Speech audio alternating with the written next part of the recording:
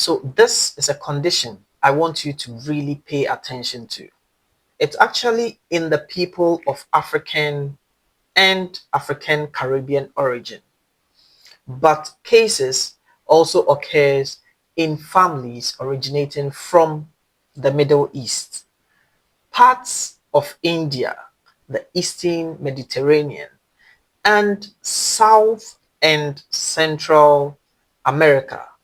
The common factor to this distribution is a history of malaria. Stick with me. It's a robust lifestyle with Dr. Samuel Ologo.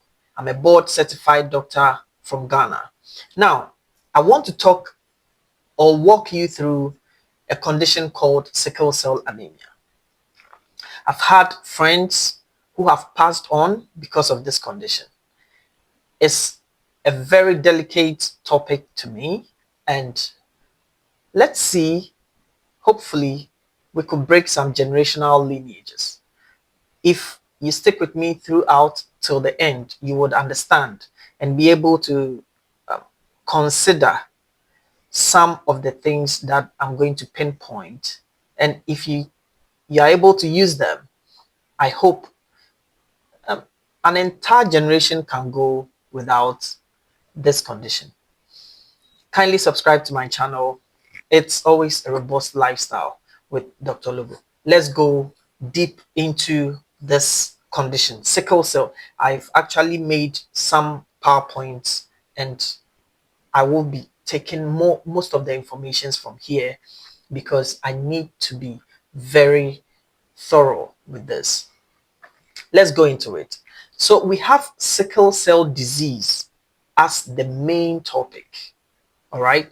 And then we have the sickle cell anemia as a sub under the sickle cell disease. And then we have those with the characteristic trait here. Now, these two people come together to form the sickle cell disease. So, on a normal, I know you've since birth, you checked, and then you checked your blood and you've been told, oh, I'm AS, I'm SS, I'm AA. I mean, there is that kind of fun out there. People are like, I'm hot cake.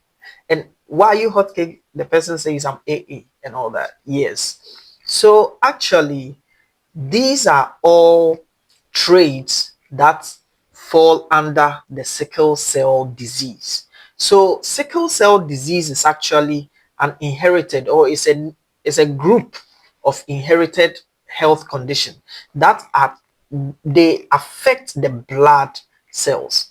And which blood cells am I talking about? I'm talking about the red blood cells. Now, we expect the red blood cell to actually have a particular shape so that it can go through the blood vessels without any complication or without any problem.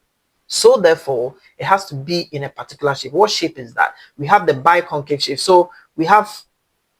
So if you look at the way I've designed my hand, it's just like this, such that it will be able to meander its way through the blood vessels. This is what we expect the red blood cell to be. Now, the red blood cell, what does it do? It actually binds with oxygen, convey the oxygen to the other parts of the body. Basically this. So keep this at the back of your mind. I won't go too medical into it so that we can all understand. Now, the red blood cell is supposed to transport oxygen to all the parts of the body. It doesn't carry only oxygen, it carries other proteins and stuff like that. Now, when there is a blockade, it means that the distal part, that is from here, is not going to receive oxygen, but from here to here will receive oxygen. And that is why most of the symptoms of the disease condition happen. I'll take my time and then walk you through it properly. I mentioned already that the serious type of the sickle cell disease is the sickle cell anemia. Those with the characteristic trait, or those with the traits, we will come there. But let's talk about the sickle cell anemia. Now, the sickle cell disease is actually found in the places I mentioned from the beginning of the video. I told you the Caribbean, the Mediterranean, India, they are families. Okay, it's not the whole of these places. Africa is actually a lot, actually a lifelong condition whereby you cannot, so far, you cannot treat it and be like, I'm done. Like you get any other condition and you take medication and that is it, it goes. No, it's not like that. So what are some of the symptoms that makes someone know that they actually have sickle cell? So I had a video which I posted just before this video that I spent time with a dad who has a sickle cell child, and the things he goes through, it's quite a lot. Yeah, because he realized that when the child is about to get attacks, there is yellowing of the eyes, which is called jaundice, that is there. The child is dehydrated.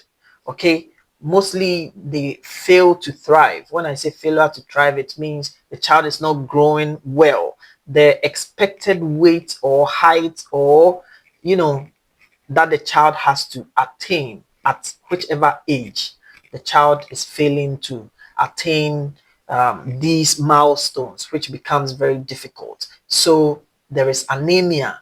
When I talk about anemia, there is low blood hemoglobin, or the blood level is actually low. And in this, I'm trying to say that the red blood cells are not doing their work well. You may be eating well, you may be, you know, doing what you need to do, but there is still low blood level. And the reason is because the red blood cells are breaking faster than they are supposed to break. And pain is what most people know about sickle cell. Pain. And there are other things that when we get to the complications, we might end up talking about. Now, what causes sickle cell? And I know this is where a lot would like to listen to. So the actual cause of sickle cell is a gene. It's actually genetic. Okay, it's a gene, and this gene has effect on the red blood cell. They are actually proteins, not to go into the biochemistry and all that. They are actually proteins on the red blood cells that we expect them to maintain the shape of the red blood cell throughout the vascular system, okay, throughout the veins and all that. But the proteins are lost, the shape of the red blood cell is damaged, turning into that sickle shape, okay, and all that. Right. So it's actually genetic. It's a gene that causes it. Also, if we have both parents, now this is where the catch is and where I want you to break something generational. If mom is any of the sickle cell traits, okay, when I talk about the trait, I mentioned AS, SS, AA, you know, all those things. AC, SC. Okay. If mom has, let's say, an A in any of the blood groups, okay, not blood group, in the sickle cell trait. Let's say mom has A with something, and dad also has A with something. There is high probability that mom and dad are going to produce a child with sickle cell, because the something is going to pair with the other something. Are you getting the simple concept? This is it. So if mom is AA, mom can go out with anyone. If mom or dad is A plus something questionable, could be a C, could be an S, then it means if mom or dad gets in touch with a mom or dad with an A, with a with one of the other traits, that is an S, a C, or any of the types, then there's high probability that there's going to be that linkage. So if you are A plus any other type, you don't have any option but to go for someone who is also an AA. If you are SS, your only option is go for someone who is AA. If you have SC or any of the other types without an A, your only option is to go for someone who is AA. I've intentionally said these things so you pause, you listen, take your notes, subscribe to the channel, like it, and share to someone so that your girlfriend, if you are planning to actually go into it, your girlfriend or boyfriend will also benefit from these analogies I have just made out. And this is what is going to break an entire generation from getting a child or giving birth to a child with sickle cell. Because parents, I've interviewed parents, I speak to parents who have expressed this, they haven't been happy about the fact that they turned blind eyes to knowing, oh, I know it's this, I know it's that, but I know religion and other factors are going to help, or the universe is going to help me, um, get something different. It's you, a part of you, and a part of the woman that is coming together. So be mindful. Okay, there are screening tests you can do. There are screening tests that you can do. Now, from the beginning, if you are out there already, you can just go to the hospital, tell your doctor you want to do a sickle cell test. That's simple. Sickle cell test. When they test, most probably they will add what we call the HB electrophoresis, and that is what tells whether, when you do the sickle cell test, it will tell you are positive, you are negative. But with the HB electrophoresis, it gives you the opportunity to know what are they talking about, what positive are you talking about, what negative are you talking about. So if it's positive, it is positive for what, okay, and if it's negative, it's negative for what. So the HB electrophoresis will be able to tell you if you are AA, AS, AC, CAM, SS, SC, AS, all the different characteristic traits. Okay, now, so you can do that. And that is one of the reasons why during pregnancy, one of the lab tests routinely done most often in Africa, Caribbeans, Mediterranean, South and Central Africa, America, that is that they try to rule out or take out sickle cell. So they are going to test the mother for the sickling group and then be able to tell if this is good or it is not good. Now, going forward, there are other in newborns as well. We do the blood spot test, which is able to pick the specific type. We do the heel prick. That's why when the child comes out, you see that the doctors will come in. It's a little prick over there, the heels, and then take blood to test if this is there is a possibility of sickle cell or not. Now, with the treatment, it comes in different folds. Okay, you have to get genetic counseling first of all. So the first thing you need to do is, before you decide to even tie the knot with someone, you should go ahead through your counseling process, go ahead and terminate.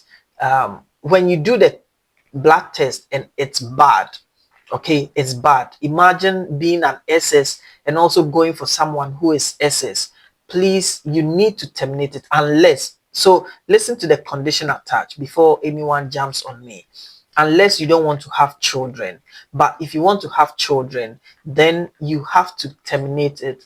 And I know it's difficult, but breaking the minor some is the most difficult. So breaking the major is not as simple.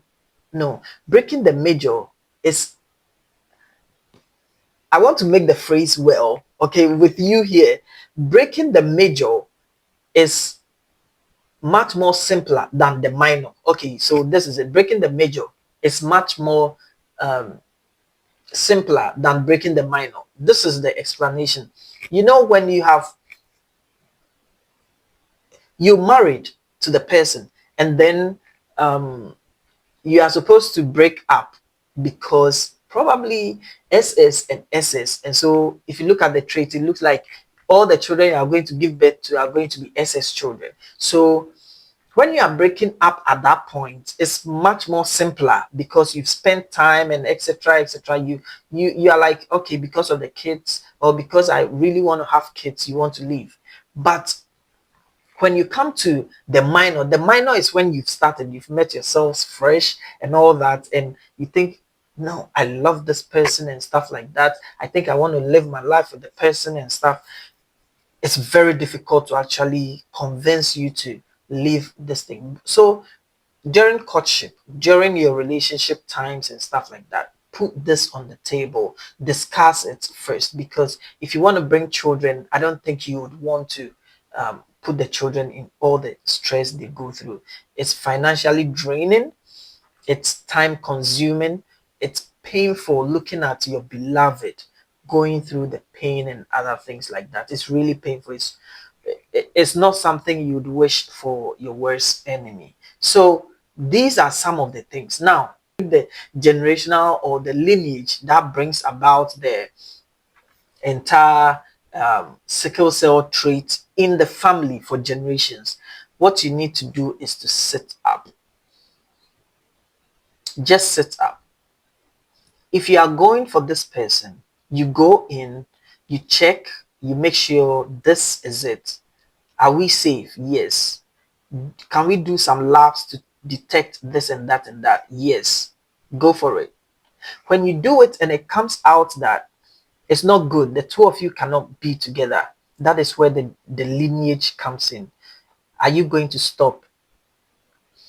The decision is in your hands. Everything lies with you. But bear in mind, whatever you decide is going to unfold as the time goes on.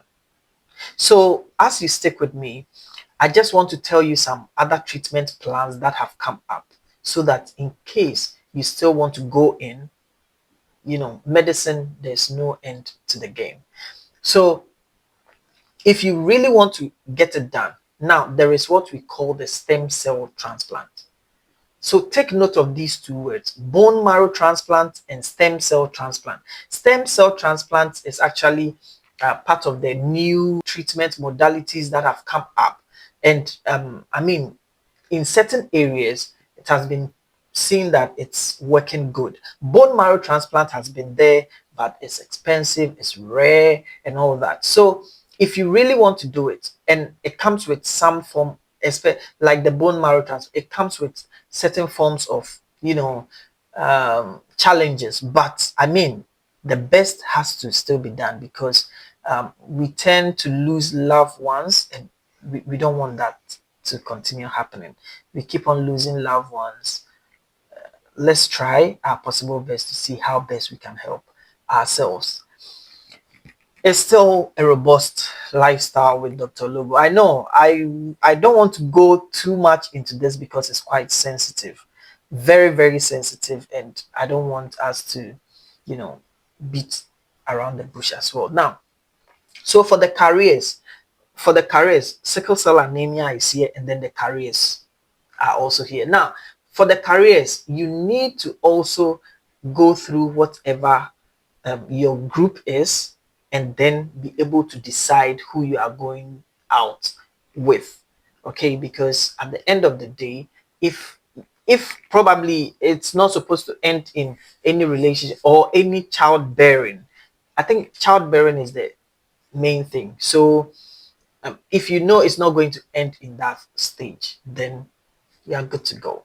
But you know that is the main point, then you need to work on something to help both parties. The children are suffering, the children need a voice, the people with sickle cell needs a voice, and you can be that change.